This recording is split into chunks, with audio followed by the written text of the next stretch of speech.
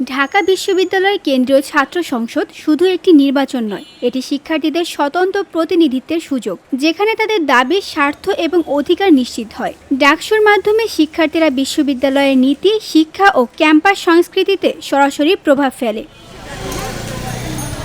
ডাকসু বাংলাদেশের রাজনীতিতে এক অমূল্য প্রতিষ্ঠান। এটি প্রথম গঠিত হয় 1923-24 শিক্ষাবর্ষে ঢাকা বিশ্ববিদ্যালয় ছাত্র সংসদ নামে। পরে 1953 সালে গঠনতন্ত্র সংশোধনের মাধ্যমে ঢাকা বিশ্ববিদ্যালয় কেন্দ্রীয় ছাত্র সংসদ গ্রহণ করা হয়।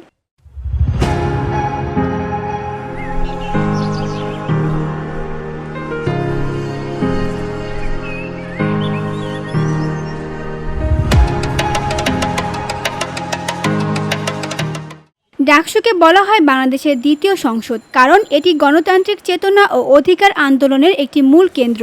ডাকসু শুরু থেকেই বাংলাদেশের ইতিহাসে গুরুত্বপূর্ণ ভূমিকা পালন করেছে। 1952 সালের ভাষা আন্দোলন থেকে শুরু করে 1962 সালের শিক্ষা আন্দোলন, 1969 সালের গণ অভ্যুত্থান এবং 1971 সালের মুক্তিযুদ্ধ পর্যন্ত ডাকসু অগ্রণী ভূমিকা রেখেছে।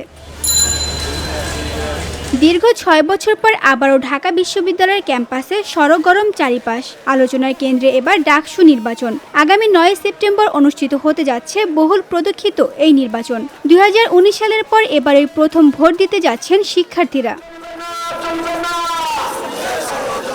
এবারের নির্বাচনে ভিপি পদে বৈধ প্রার্থী ছিলেন 44 জন। তবে রুমমেটকে ছুরিকাঘাতের ঘটনায় একজন প্রার্থীর প্রার্থিতা বাতিল করা হয়েছে। ফলে ভিপি পদে প্রতিদ্বন্দ্বিতা করছেন 43 জন শিক্ষার্থী। ক্যাম্পাস জুড়ে উৎসবমুখর প্রচারণায় আলোচনায় রয়েছে হাতে গোনা কয়েকজন প্রার্থী। টকশো, বিতর্কমূলক অনুষ্ঠান এবং জনসভায় শিক্ষার্থীরা লক্ষ্য রাখছেন কে কিভাবে ভোটারদের মন জয় করবে।